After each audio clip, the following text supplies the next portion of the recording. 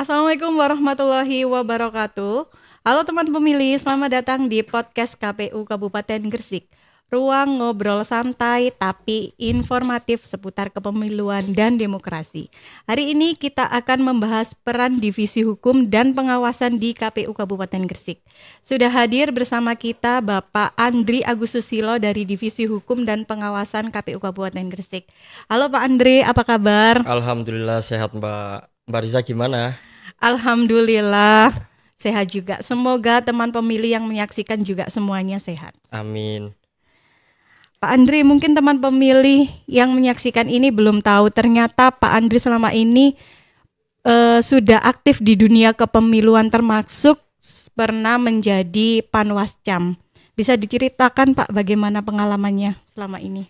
Oke, baik Mbak. Kalau dikatakan aktif di kepemiluan sebenarnya juga enggak juga, karena basic saya itu sebenarnya dulu itu pengen kerjanya itu di pabrik, di industri, karena saya sekolahnya kebetulan jurusannya kimia industri dulu. Lah, kemudian masuk kuliah sekitar mungkin di tahun 2014 itu, setelah kuliah dan mengikuti banyak organisasi, akhirnya kepekaan-kepekaan sosial itu akhirnya muncul. Ah, dari situ kemudian saya banyak bertemu dengan teman, relasi dan lain sebagainya yang kemudian semakin menempa pengetahuan saya terkait dengan pentingnya berdemokrasi.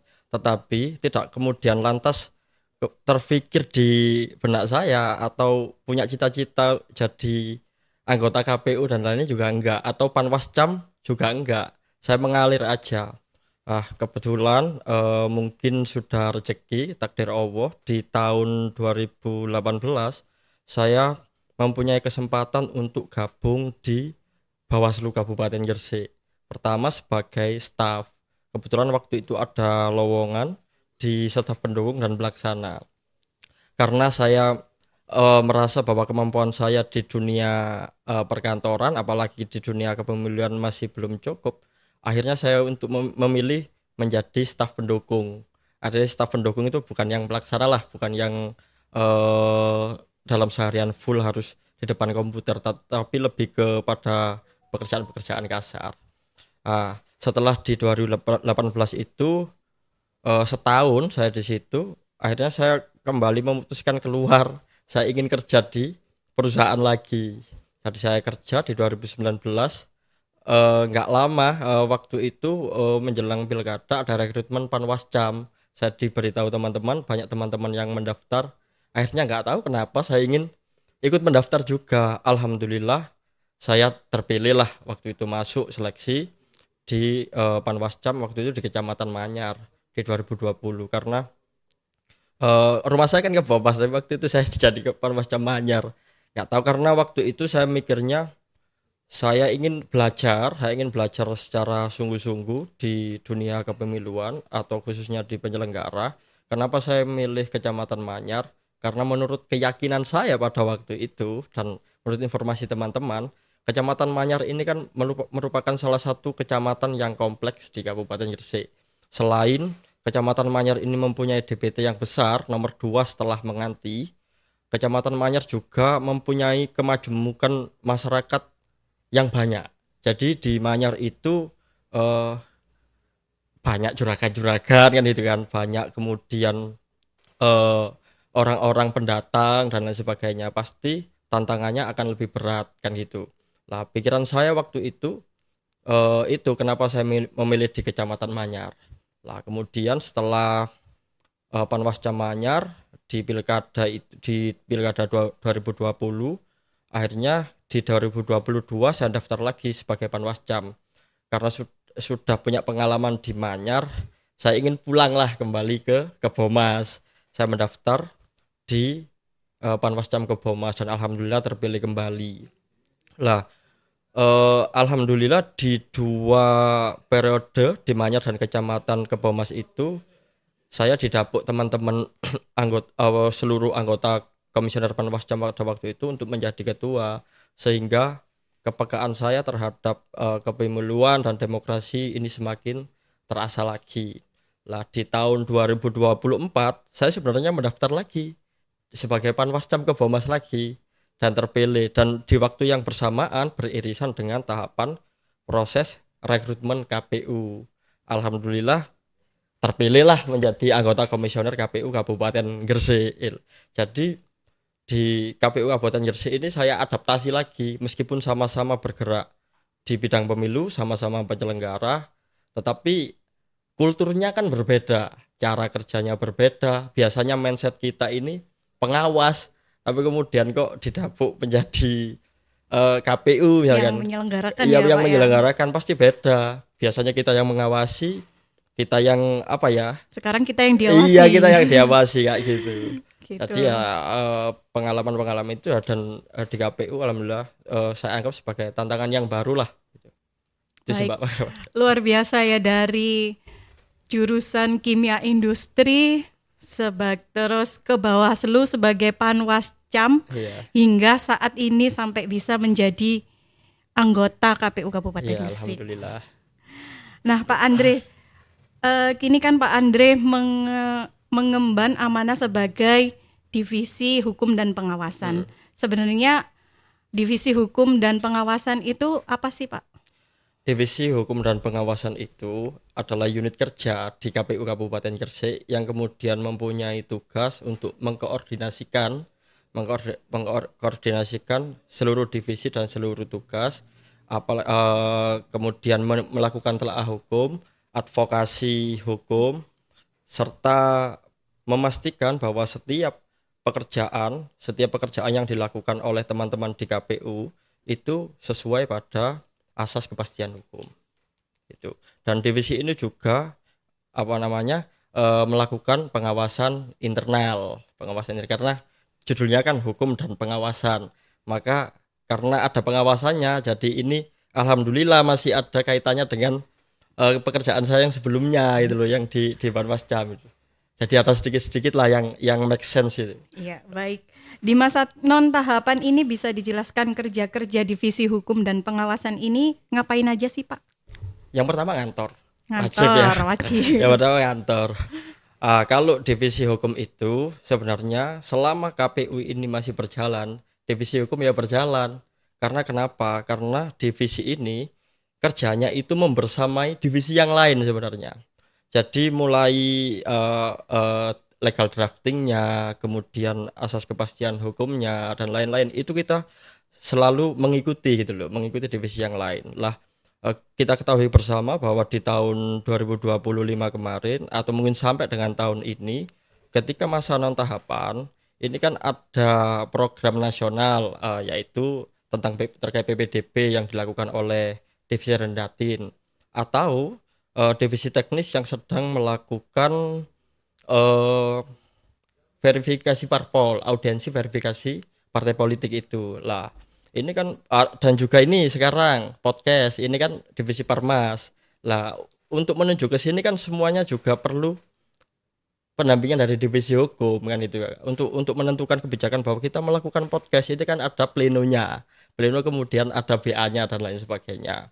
Terus kemudian kita juga memastikan apakah kegiatan yang dilakukan teman-teman ini benar-benar sesuai dengan aturan yang sudah ditetapkan atau yang sudah diturunkan oleh KPU RI, baik itu berupa kegiatannya ataupun penyerapan anggarannya, karena semua kan butuh anggaran ya, alat dan lain sebagainya kan kita beli pakai anggaran, apakah itu sudah sesuai kan itu.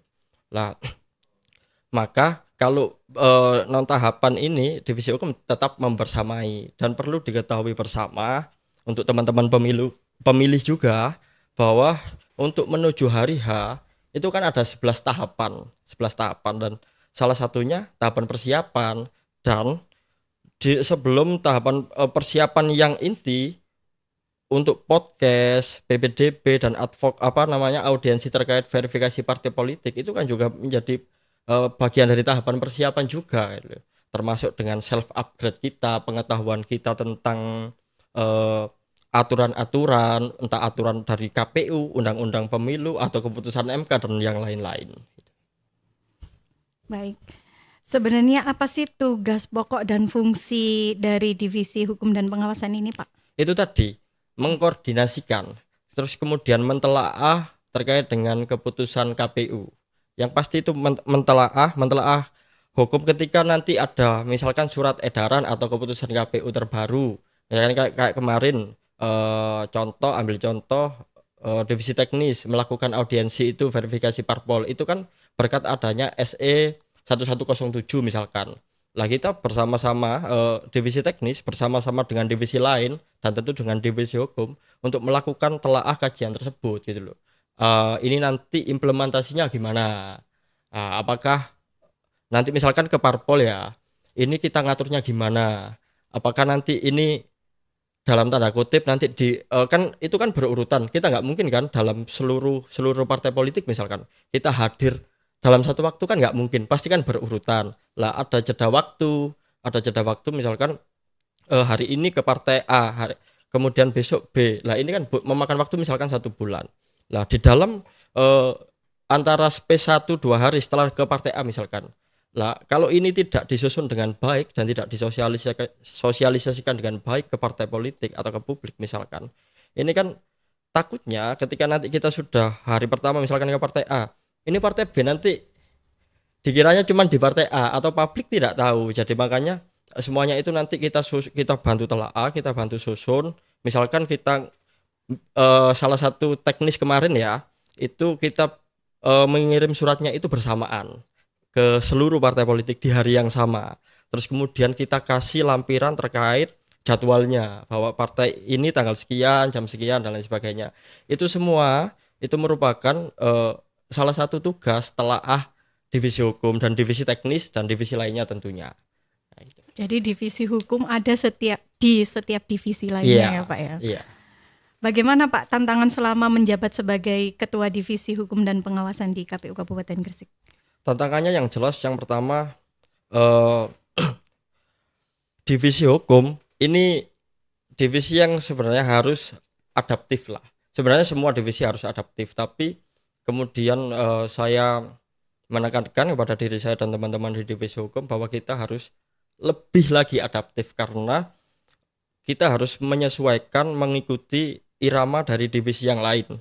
Yang kemudian ini didirjeni juga oleh irama-irama dari pimpinan-pimpinan yang ada di atas.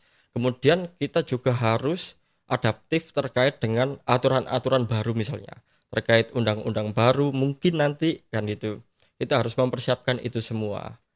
Yang penting dalam melakukan tugas-tugas ini atau dalam perjalanan organisasi lembaga KPU ini, kita memastikan bahwa setiap perjalanan itu fokus pada asas kepastian hukum. Sehingga untuk memastikan itu kita juga harus adaptif karena berbicara produk hukum itu kan pasti ada yang baru, menyesuaikan zaman juga kan, menyesuaikan zaman kan itu. Baik Pak Andre, di KPU Kabupaten Gresik saat ini sedang membangun zona integritas menuju WBK WBBM. Bisa dijelaskan apa itu zona integritas dan bagaimana peran divisi hukum di dalamnya, Pak? Zona integritas ya. Kalau zona integritas itu kita memaknai itu sebenarnya sebuah keutuhan, Pak.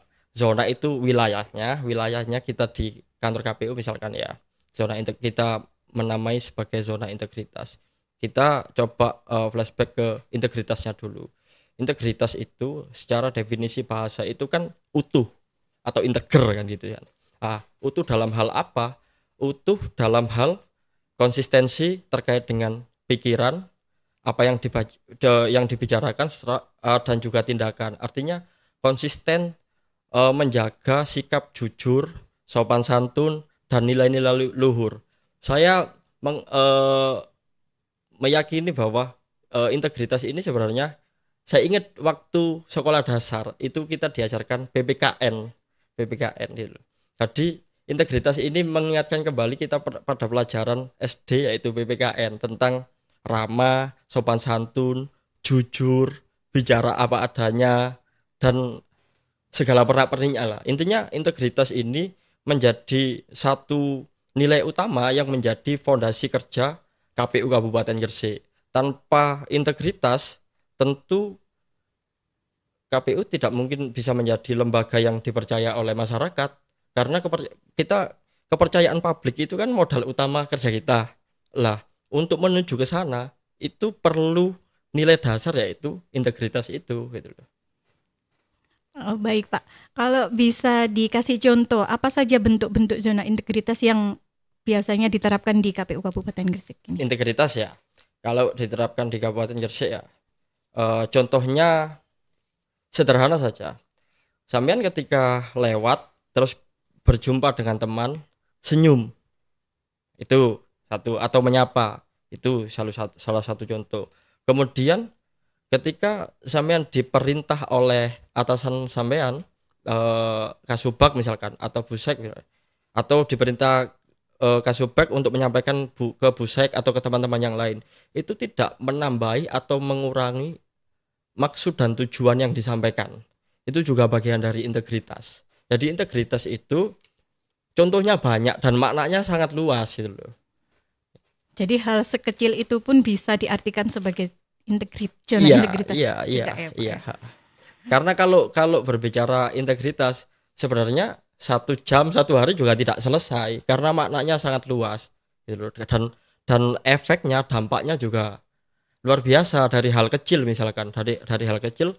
Contoh, ketika gini aja, ketika Saman menyampaikan sesuatu dari Kasubag misalkan ke teman sesama staf, ini maksud dan tujuannya tersampai, tetapi cara cara penyampaiannya berbeda. Ini kan bisa menjadi, teman yang menerima maknanya juga berbeda kan.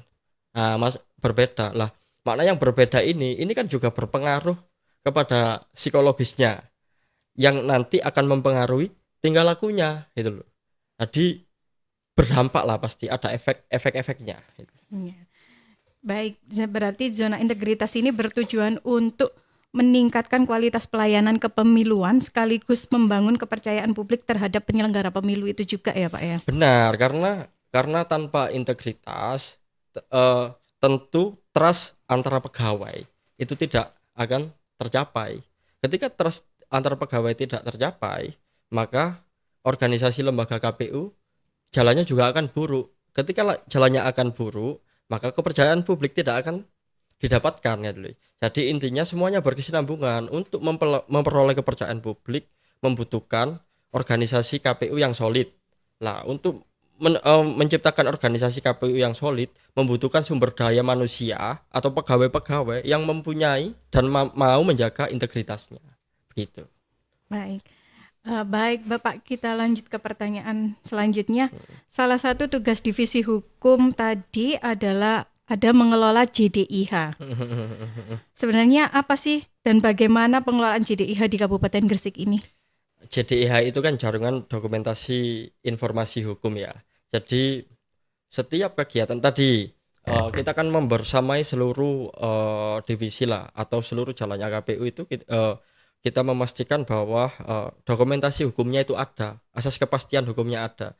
Jadi dari setiap dokumen-dokumen itu kita kumpulkan, tidak kemudian setelah sudah jalan terus kita lakukan, enggak, karena itu satu ya untuk menjaga ketika di kemudian hari ada hal-hal yang bersifat gugatan misalkan dan lain sebagainya, itu kita punya dasarnya, kita punya buktinya, jadi terdokumentasikan dengan baik. Terus kemudian JDIH ini juga bersifat edukasi kepada publik, kepada masyarakat. Jadi informasi hukum kita upload juga, dipublish juga di media sosial.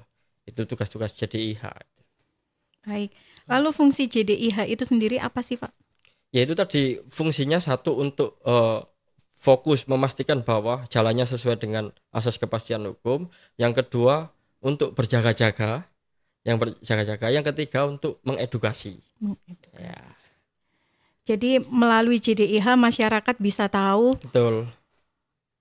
Untuk mudah mencari surat keputusan KPU secara transparan, akuntabel, dan terintegrasi. Ya bukan hanya surat keputusan ya, tetapi kemudian kita kemas lah. Hari ini kan sudah eranya digitalisasi media sosial, kita kemas. JDIH itu biasanya kita bikin potongan-potongan kecil, terus kita upload di Instagram misalkan. Jadi lebih mudah dipahami lah kira-kira gitu. Oke, baik. Selain JDIH, ada juga SPIP. Bisa dijelaskan nggak itu apa itu SPIP, Pak? SPIP itu merupakan sistem pengendalian intern penyelenggara. Lah, ini juga sebenarnya berkaitan dengan tadi integritas. Yang namanya manusia, namanya organisasi itu kan isinya manusia. Manusia itu kadang juga lupa, makanya KPU ada sistem yang namanya SPIP ini, bahwa untuk memastikan setiap kegiatan itu ya tadi fokusnya itu tetap sama, kepastian hukum. Jadi di setiap awal bulan itu ada rapat atau pleno SPIP. Rapat pleno SPIP ini tujuannya untuk check and balance apakah seluruh divisi ini di dalam pelaksanaan dan mengeksekusi seluruh kegiatan ini sudah sesuai ya, banyak hal ya, banyak komponennya lah. Kemudian setelah sudah sesuai itu nanti kan kita sepakati, terus kemudian kita laporkan. Jadi kontrolnya itu di internal kita, di kabupaten kita saling kontrol, check and balance. Nanti kita laporkan juga bisa dikontrol oleh pimpinan yang ada di atasan kita kayak gitu. Baik, jadi tujuan dari SPIP tersebut adalah control and balance. Iya, check and balance Check and lah. balance Iya. gitu ya. Iya. Lalu bagaimana peran divisi hukum ini dalam SPIP? Ya, tugas kita tetap tadi mengkoordinasikan. Jadi setiap di akhir bulan itu kan kita memintai ini ya, apa, data-data pekerjaan dari teman-teman seluruh divisi yang lain untuk kita kumpulkan jadi satu. Terus kemudian teknisnya nanti kita bikinkan pleno, kita bahas bersama kan gitu sih. Jadi yang check and balance-nya ini bukan hanya dilakukan oleh divisi hukum, tapi seluruh. Jadi divisi. iya benar, termasuk divisi itu sendiri juga mericek atau mengevaluasi apakah pekerjaannya itu sudah benar atas masukan divisi yang lain, termasuk divisi hukum sendiri gitu loh. Kadang-kadang kan meskipun divisi hukum kan bukan divisi yang paling benar ya, tetapi kita untuk mencapai suatu hal yang benar kita butuh kerja bersama. Makanya ada SPIP itu. SPIP tujuannya ya untuk check and balance seluruh divisi. Baik, teman pemilih, dari obrolan hari ini bisa kita simpulkan bahwa divisi hukum dan pengawasan memiliki peran strategis baik saat tahapan pemilu maupun setelahnya.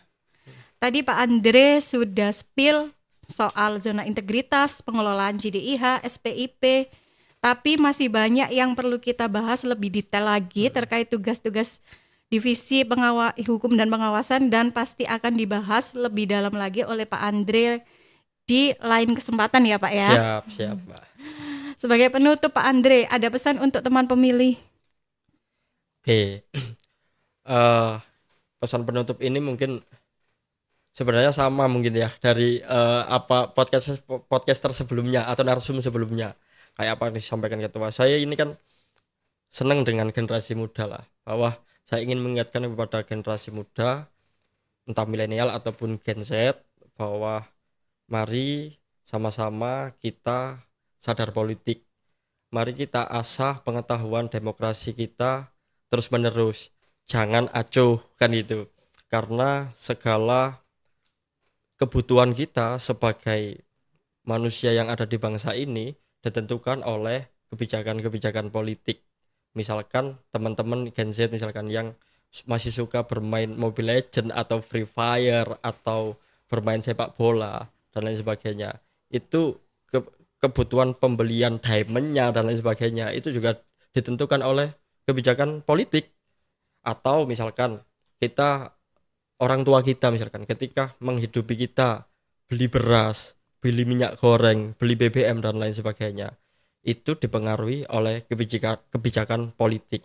Maka menjadi penting bagi kita generasi muda untuk terus-menerus mengasah kemampuan kita, pengetahuan kita tentang demokrasi, sehingga ketika memasuki tahapan pesta demokrasi, kita tidak lagi mudah tergoda terpengaruh oleh politik uang misalkan, oleh cuma framing misalkan, tetapi kita bisa benar-benar menggunakan hak pilih kita sebagai pemilih yang muda-muda ini, yang benar-benar memilih menggunakan hati nuraninya sesuai dengan pengetahuan dan idealismenya.